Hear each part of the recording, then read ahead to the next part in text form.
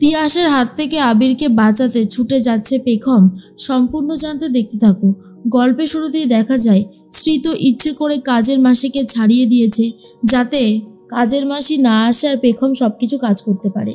এর মধ্যেই কাকিমণি বলে, আচ্ছা আজকে বাড়ির যা অবস্থা, আমি যে কি করে সবকিছু করব বুঝতে পারছি না। তার মধ্যে তমালিকারও কোমরে চোট লেগেছে, তাই তমালিকাও কিছু করতে পারছে না। আর বলে, সত্যি আমাদের বাড়ির আজকের অবস্থা ভীষণই খারাপ।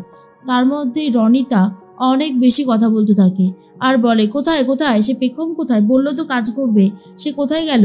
তার মধ্যেই পেখম এসে বলে, এই তো আমি ঝাঁটা নিয়ে চলে এসেছি, ভালো করে আগে ঝাড় দিয়ে দেব। তার মধ্যেই কাকিমণি বলে, পেখম তুমি পুরো কাজ করতে পারবে?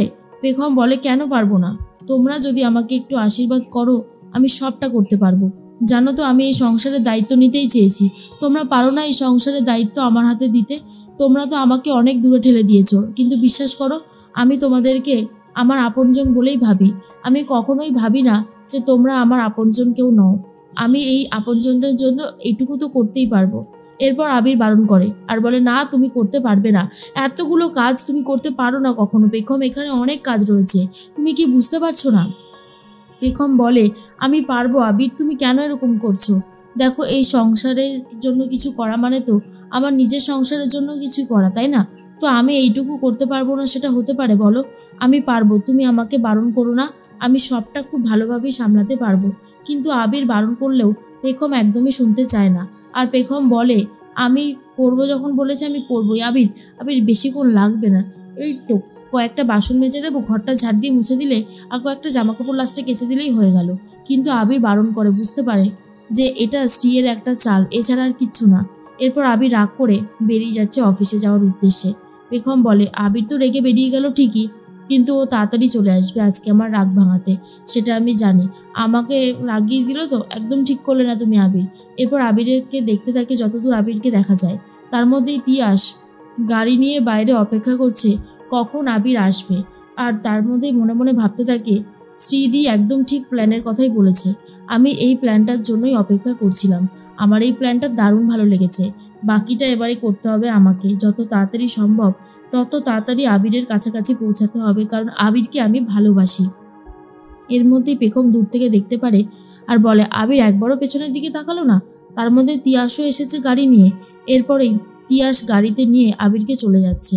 আর তারপরে মনে মনে ভাবতে থাকে যে যতটুকু যা হবার হয়ে গেছে। আর আবির বলে, তিয়াস তুমি এখানে অনেকক্ষণ দাঁড়িয়েছিলে? তিয়াস বলে, না না আবির বেশিক্ষণ দাঁড়ায়নি, ওই তুমি আসতে তার 5 মিনিট আগেই আমি এসেছিলাম। তিয়াসের কথা শুনে আবির বিশ্বাস করে নেয়, কিন্তু বুঝতে পারে না যে তিয়াস কত বড় বিপদে ফেলতে চলেছে আবিরকে। এর মধ্যেই পেখম মনে মনে ভাবতে থাকে, যা হচ্ছে সেটা ভালো হচ্ছে কি আদৌ? এতগুলো কাজের দায়িত্ব তো আমি নিলাম, কিন্তু আমি কি সামলাতে পারবো শেষ পর্যন্ত? এখানে অনেকটা দায়িত্বই রয়েছে। এরপর একের পর এক কাজ শেষ করতে থাকে, কিন্তু তার মধ্যে আবার নতুন কাজ হাজির হয়ে যায় পেখমের জন্য। রনিতা তখন বলে, আরে এই পেখম তুমি কাচবে কখন? হ্যাঁ, জামা কাপড়গুলো কাচাকুচি কখন করবে? পেখম বলে, ওগুলো আমি সবার লাস্টে করব, ঘরটা ঝাড় দিয়ে ভালো করে মুছে দিচ্ছি। এরপর ঘরটা ঝাড় দেওয়ার সময় কাকিমণি রান্নাঘরে গিয়ে দেখে এঁঠো বাসনগুলোকে সরানো হয়নি। পেখমকে ডেকে বলে, আরে এই পেখম এঁঠো বাসনগুলো তো সরানোই হয়নি, আর এগুলো এখন না সরালে কি করে হবে?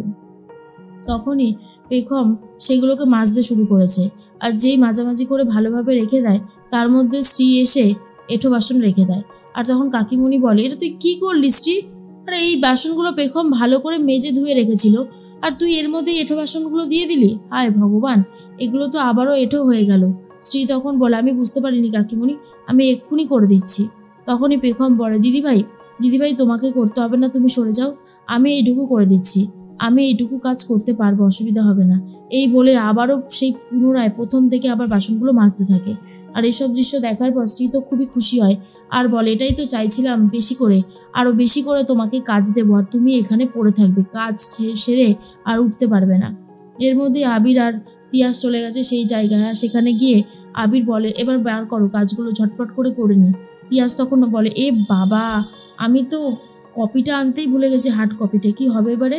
তখন আবির বলে, তাহলে আবার কলকাতায় যেতে হবে, চলো চলো চলো এক্ষুনি যাবো। তিয়াস বলে, আরে বাবা না না, আমার কাছে তো সফট কপি আছে, ওটা দিয়ে কাজ চালিয়ে নেব। আবিরের মনটাও ভালো লাগে না, আর ভাবে পেখমটা একা একা বাড়িতে কি করছে কে জানে। গোটা একটা সংসারের চাপ ও কি পারবে সামলাতে? আমিও ওকে বকাবকি করে আসলাম, কাজটা ঠিক হলো না। তিয়াস তখন বলে, আবির নতুন একটা পারফিউম কিনেছি, দেখো তো গন্ধটা কেমন। আবির তখন বলে, ভালো ভালো। কোথা থেকে কিনেছো আর কি নাম? আমি তাহলে একটা পেখমকে কিনে দেবো। তখন তিয়াস মনে মনে বলে, শুধু পেখম আর পেখম, পেখম ছাড়া আবিরের জীবনে আর যেন কিছুই নেই। যার রাগ হচ্ছে সে আর কাকেই বা বোঝাবো। আবির তখন বলে, কি হলো, কিছু বলবে? তখন তিয়াস বলে, না না, কি আর বলবো। আবির চলো তাহলে কাজটা শুরু করে দিই, আর বেশি দেরি করে তো লাভ নেই। এদিকে পেখমের শরীরটা খারাপ লাগতে থাকে, একের পর এক কাজ এসে হাজির হয়ে যাচ্ছে পেখমের জন্য। রনিতা তখন বলে, কি হলো পেখম, হাত চালিয়ে কাজটা করো, আর কত সময় নেবে? এরপর তো আরও সময় লেগে যাবে।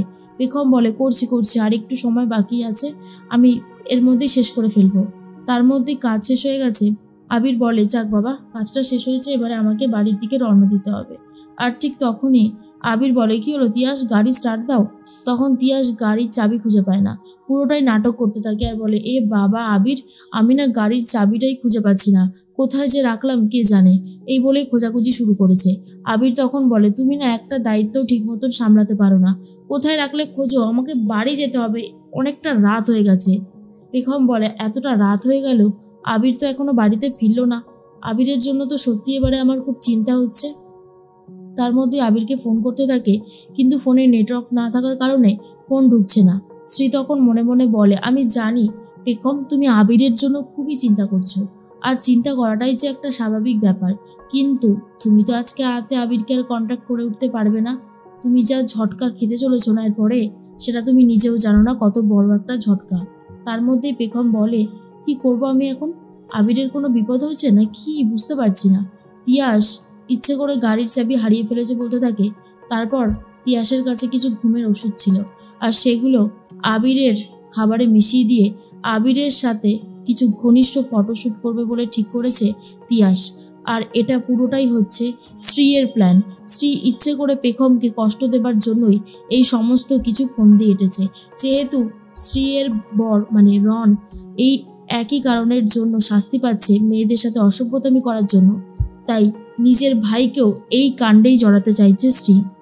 আবির তখন বলে, এবার তাহলে কি করে বাড়ি যাব? সত্যি বেখম, আমি বুঝতে পারছি না আমি তোমার কাছে কি করে ফিরবো, জানো তো আমার খুব কষ্ট হচ্ছে। হে ভগবান, কিছু একটা করো।